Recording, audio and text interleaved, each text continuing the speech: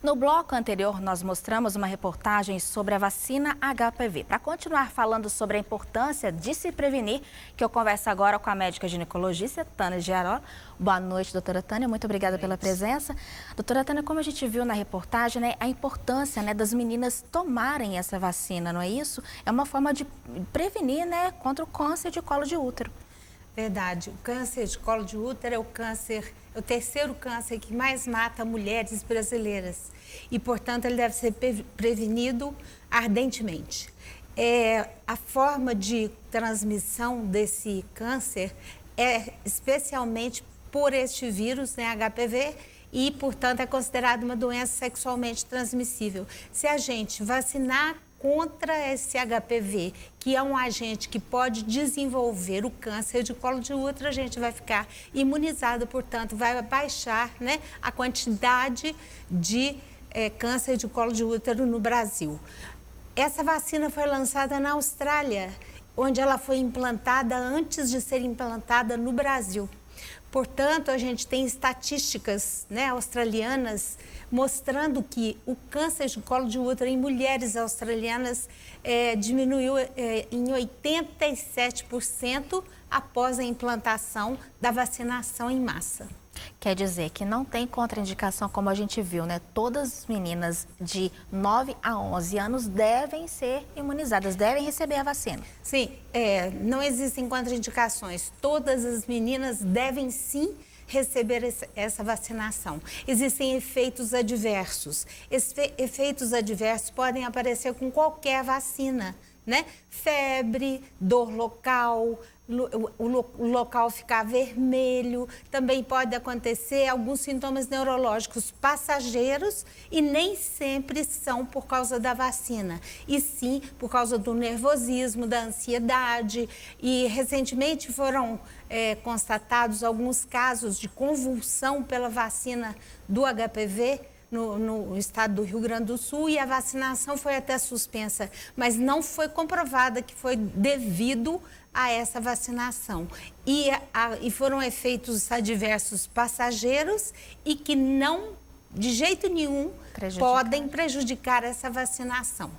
E, doutora Tânia, vamos falar um pouquinho de conscientização, né? A gente está falando de meninas e jovens que às vezes começam a vida sexual bem mais cedo. E elas têm essa consciência de que tem que fazer essa prevenção, tem que se vacinar, tem que usar preservativo. Já tem essa conscientização ou ainda falta muito falta muita orientação? De quando eu formei, há 35 anos para cá, melhorou muito, mas ainda falta muito para a gente chegar no ideal. Todo mundo começa usando camisinha e a abandona. A camisinha não é um método totalmente eficaz contra a transmissão do HPV, porém, ela evita pelo menos os cânceres que vão provocar o câncer de colo de útero. Ela não vai proteger contra as verrugas que podem aparecer pelo lado de fora da vagina. Portanto, é uma prevenção também para o HPV.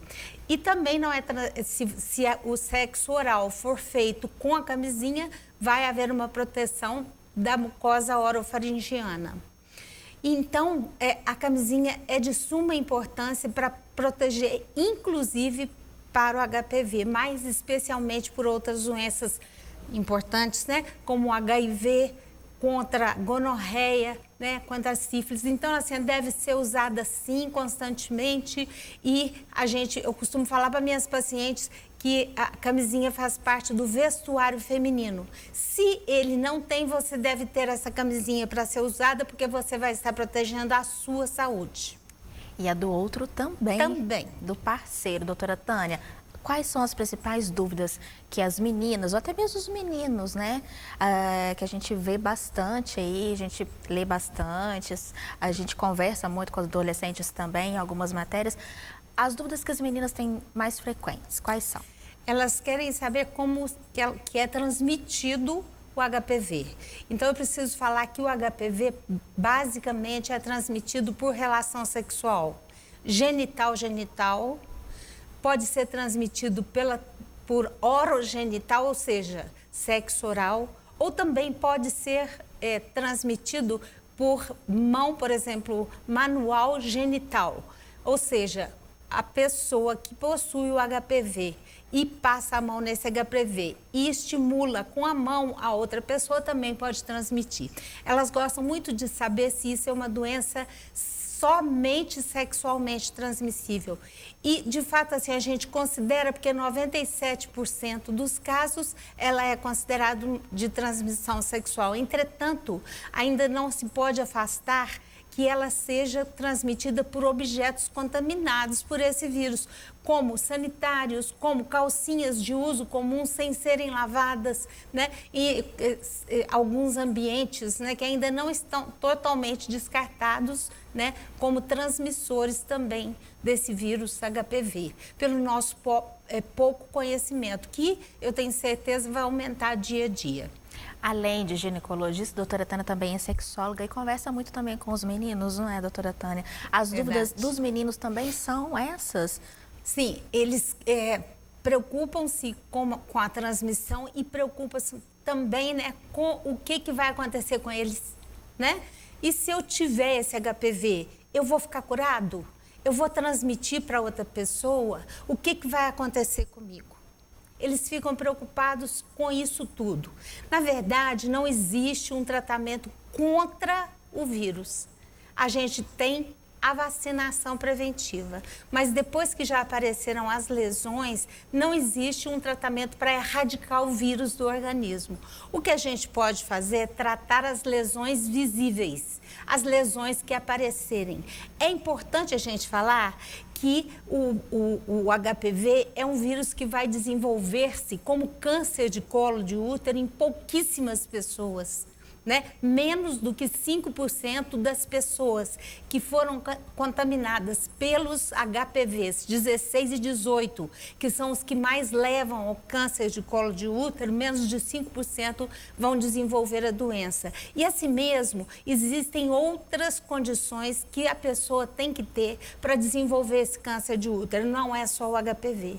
Então, tem que ser uma pessoa que tenha risco, né? Uma pessoa que seja uma pessoa com a vida sexual promíscua ou que começou a vida sexual muito cedo, que não se previne corretamente, que usa pílula anticoncepcional porque tem um fator de risco também aumentado com a promiscuidade, e fumantes, e fatores hereditários e imunossupressores. Então, existe uma série de fatores que vão levar aquela pessoa a desenvolver a doença. Então, menos de 5% das pacientes que foram contaminadas com esse tipo de vírus é que vão desenvolver a doença.